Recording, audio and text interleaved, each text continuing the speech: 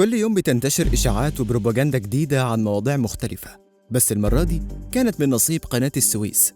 من ساعات انتشر خبر عن بيع قناة السويس، وده بسبب مقطع صوتي مسرب بيقول فيه قناة السويس هتتباع مقابل تريليون دولار. وفوراً نفت الحكومة المصرية يوم السبت صحة الخبر، وقالت إنها شائعة وإن المقطع مفبرك، وأكدت إن قناة السويس ستظل مملوكة بالكامل للدولة المصرية.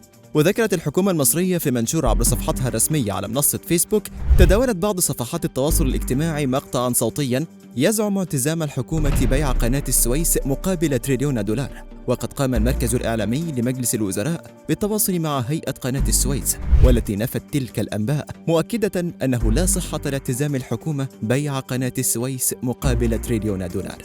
وأضاف المنشور: وأن المقطع الصوتي المتداول عن بيع القناة مفبرك، والمعلومات الواردة به مزيفة ولا تمت للواقع بأي صلة. وشددت الحكومة المصرية في منشورها على أن قناة السويس ستظل مملوكة بالكامل للدولة المصرية، وتخضع لسيادتها سواء في إدارتها أو تشغيلها أو صيانتها، كما سيظل كامل طاقم هيئة قناة السويس من موظفين وفنيين وإداريين من المواطنين المصريين.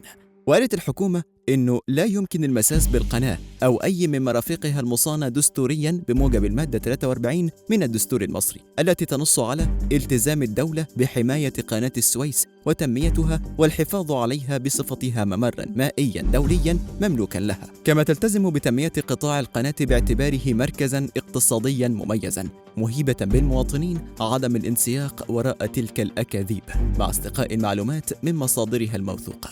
وختمت المنشور بتأكيد: نناشد جميع وسائل الإعلام ومرتادي مواقع التواصل الاجتماعي تحري الدقة فيما يتم نشره، وعدم الالتفات للأخبار مجهولة المصدر. وده بيفكرنا بالإشاعة اللي انتشرت في نهاية 2022 على مواقع التواصل الاجتماعي عن إقرار البرلمان المصري قانوناً يتيح إنشاء صندوق سيادي لبيع أصول قناة السويس، وأرعبت برضو المصريين وقتها.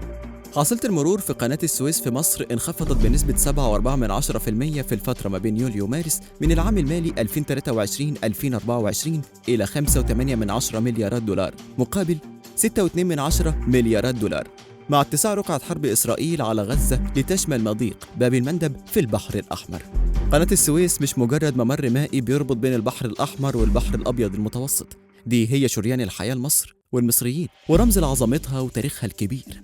منذ تأسيسها في 17 نوفمبر 1869 كانت القناة شاهدة على كفاح الشعب المصري وإبداعه، تجسد الحلم المصري بالربط بين الشرق والغرب، وتيسر التبادل الثقافي والاقتصادي. ولنجح المصريون بقيادة المهندس الفرنسي فرديناند دي ليسيبس في تحويل هذا الحلم إلى حقيقة. قناة السويس مش مجرد قناة، دي تجسيد لتاريخ شعب وأرض مصر. على مدار السنين القناة كانت مسرحاً لأحداث تاريخية هامة وشاهدة على التغيرات الكبرى في المنطقة والعالم. ورغم ما يشاع أحياناً عن بيع قناة السويس، فخليني أقول لك إن قناة السويس هتفضل دايماً ببصمة مصرية.